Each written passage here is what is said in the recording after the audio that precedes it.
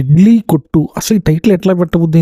ఈ టైటిల్ పెడితే ఆడియన్స్ ఎట్లా వస్తారు థియేటర్కి? నాకు డౌట్ ఉండేదనమాట. ఎందుకంటే సినిమా చూసిన తర్వాత సినిమా చూస్తాను, ఎందుకంటే ధనుష్ ఉన్నాడు కాబట్టి ఖచ్చితంగా సినిమా చూడాల్సిందే. ధనుష్, సూర్య, కార్తీ, కొంతమంది తమిళ యాక్టర్స్ ఉన్నారనమాట. వాళ్ళ సినిమా ఖచ్చితంగా చూస్తాం ఎట్లా ఉన్నా. కానీ ఈ సినిమా చూసిన తర్వాత నాకేమనిపించిందంటే, ఏ డైరెక్టర్ ఇలాంటి కథతో సినిమా తీయడు. ఒకవేళ డైరెక్టర్ ఈ కథతో వచ్చిన ఏ హీరో యాక్సెప్ట్ చేయడు.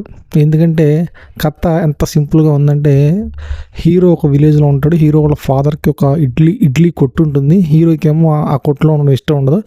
బయటికి వెళ్ళి డబ్బులు సంపాదిద్దాం అనుకుంటాడు. బయటికి వెళ్తాడు, డబ్బులు సంపాదిస్తాడు, రిచ్ లైఫ్ వస్తుంది. వాళ్ళ ఫాదర్ చనిపోతాడు, మళ్ళీ ఇంటికి వస్తాడు, ఊరు వస్తాడు, ఆ ఊళ్ళోనే ఉంటాడు. మళ్ళీ వెనక్కి ఆ ఇడ్లీ కొట్టుని కంటిన్యూ చేస్తాడు అనమాట. ఇది కథ. ఈ కథ చెప్తే ఏ హీరోని యాక్సెప్ట్ చేస్తాడు మామూలుగా. కానీ ఇక్కడ గొప్ప విషయం ఏంటంటే, ఈ కథలో ఒక డెప్త్ ఉంటుందన్నమాట. ఇన్ డెప్త్ మీనింగ్ ఉంటుంది. అది పట్టుకున్నారనమాట ధనుష్ గారు. క్రియేటివ్ డైరెక్టర్, ఆయనే డైరెక్ట్ చేశారు, ఆయనే హీరో, ఆయనే కో ప్రొడ్యూసర్. ఇంకా ఎలాంటి కథ బయటికి రాకుండా ఎలా ఉంటుంది?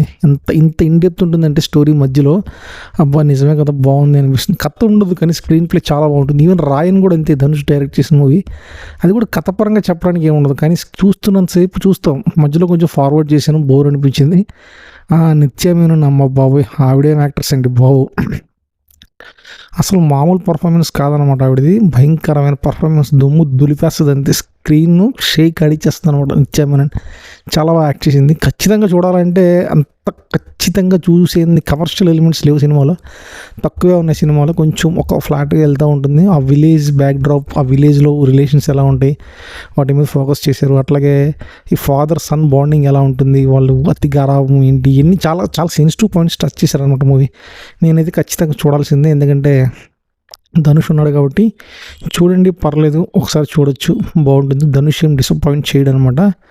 నిజంగా మేము చూస్తామండి, ఎందుకంటే మాకు ఆప్షన్ లేదు. ఎందుకంటే మా హీరోలు ఒక్కొక్కరు 2 ఏళ్ళు 3 ఏళ్ళు 4 ఏళ్ళు అట్లా తీస్తున్నారు సినిమాలు. కాబట్టి we will look other alternatives. We will watch Dhanush movies, Surya movies, Karthi movies, ఇవన్నీ చూస్తాం. వీళ్ళందరూ చాలా బాగా యాక్ట్ చేస్తున్నారు, మంచి స్టోరీస్తో వస్తున్నారు. కాబట్టి నిజంగా ఇడ్లీ కొట్టు ఫాదర్ సెంటిమెంట్ చాలా బాగుంది. క్లైమాక్స్లో ఒక సాంగ్ వస్తుంది, నిజంగా చాలా బాగా నచ్చింది నాకు.